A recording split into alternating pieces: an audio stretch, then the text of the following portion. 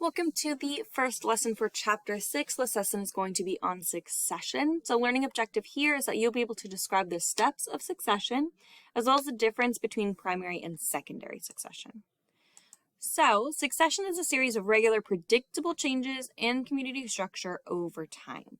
So we have different stages, and it's semi-predictable what we're going to see in each stage as we go from, in this example, nothing, bare rock. So this is an example of primary succession, which we'll go over in just a second.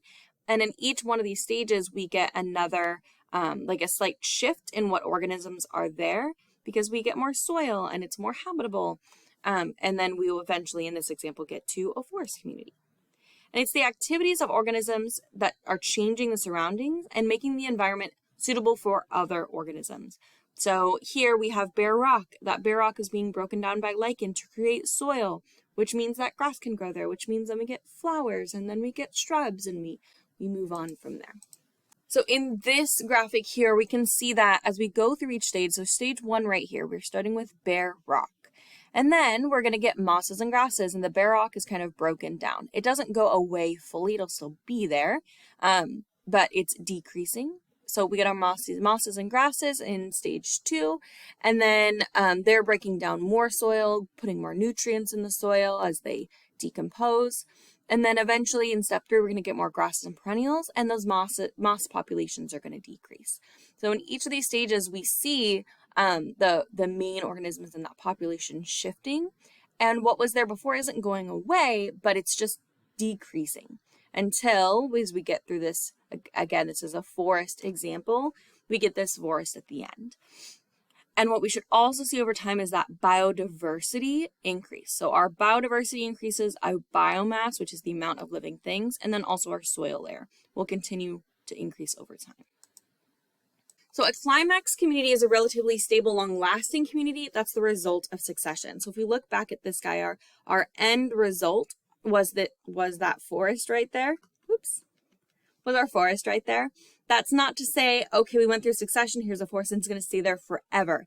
That's not realistic. We could have a fire, we could have a clear cut where we as humans come in and cut down the forest. We could have a flood, we could have some sort of biohazard come in and wipe it out, and then it would go through some form of succession again. But a climax community usually is there for a little while. It's what that ecosystem and community will be or would be without a big disturbance. And the kind of climax community that develops is primarily determined by climate. So how much precipitation does it get and what does the temperature look like through the year?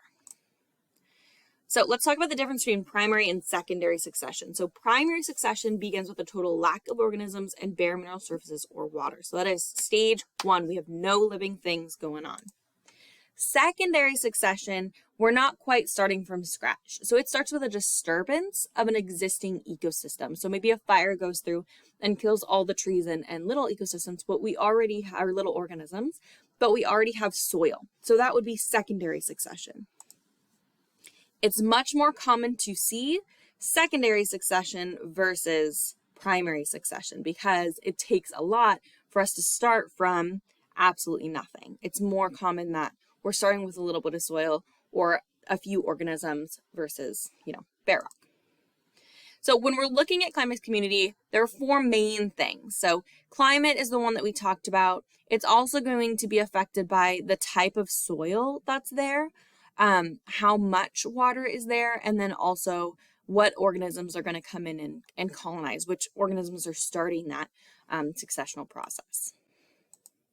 So if we're talking about primary succession for terrestrial ecosystems, that means on land, we will usually get a pioneer community. And a pioneer community is a collection of organisms that's able to colonize bare rock. And the main example for terrestrial succession is going to be lichen, which are these little colorful, scaly things that grow on rocks. Lichens help break down rock and accumulate debris, helping to form a thin soil layer. This takes a long time. But slowly and slowly over time, these lichen are breaking down that rock and then they will die and start to decompose. So we're getting, little particles kind of like sand from the rock and then also organic matter from the lichen. And over time that will create a soil layer. That soil layer then begins to support small forms of life, like mosses and grass. When we look at succession, each step in the process is known as a successional stage, and the sequences are called a seer. Climax communities show certain characteristics when compared with successional communities. So remember, the climax community is kind of what you'll see at the end, and what should be fairly stable. And that's going to look a little bit different than each one of those steps. And climax communities maintain species diversity for an extended period. There's less change in those populations. And they also should contain multiple specialized ecological niches, and they maintain high levels of organism interactions. They also do a good job of recycling nutrients while maintaining a relatively constant biomass. It really is a very healthy ecosystem that has everything kind of flowing and moving as it should. The general trend in succession is toward increasing complexity and more efficient use of matter and energy. So we start with very few organisms, but then as we go on, we have a lot of organisms supporting all of those biogeochemical cycles that we've talked about. So the water cycle, carbon cycle, nitrogen cycle, and all of that. And we have a lot of diversity in our species, and that's going to create a very stable ecosystem. All right, so moving on from primary succession for terrestrial ecosystems and into aquatic primary succession, so with water. Except for oceans, most aquatic ecosystems are considered temporary, and that's because all aquatic ecosystems other than the ocean are receiving constant inputs of soil particles and organic matter from surrounding land, which means they're slowly going to build up, and we're going to get like a swampy, muddy area, and then eventually just solid ground. And again, that can take a long time, but that's why they're considered temporary, because eventually they'll kind of fill up with dirt and organic matter and no longer be a lake or pond or whatever it was before. So this results in the gradual filling of shallow bodies of water. Roots and stems below the water help accumulate more material. So if it's a really clear lake that's just like rock filled with water, then this is going to take a very long time. But if it's a lake that has a lot of trees and plants and roots and things within it, then this is going to happen quicker. All right, so this is primary succession for aquatic. So we have this lake with a little bit of soil, some plants at the bottom, and then over time it's going to fill. We're going to get more grasses throughout, more shrubs, more trees, and then it will eventually completely fill. All right, so secondary succession occurs when an existing community is disturbed or destroyed, but a lot of the soil and some of the organisms remain.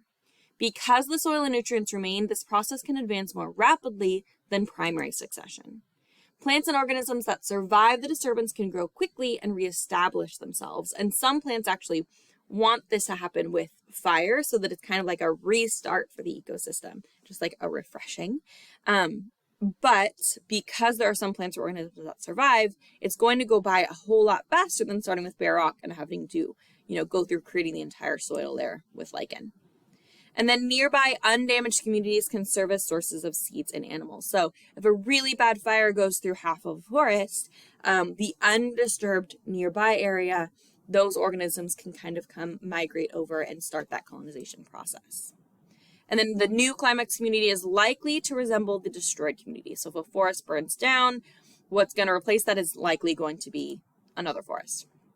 And this could be that example. So we have a mature forest that has been destroyed for farmland. That farmland is then abandoned. We're going to get annual plants, the little flowers that die every year that come in, and then we're going to get grasses, and then we're going to get some shrubs and some trees, and then eventually we should end up with something that looks a lot like the original forest over here.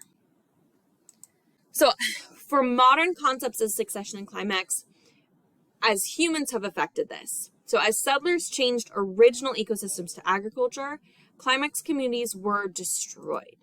And many farms were abandoned, and then the land began to return to its original condition.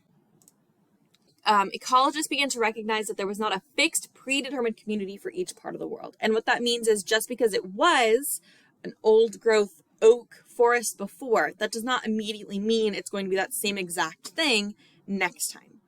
it can be slightly different, especially depending on how much that ecosystem was changed. The only thing that differentiates a climax community from any other successional community is its time scale.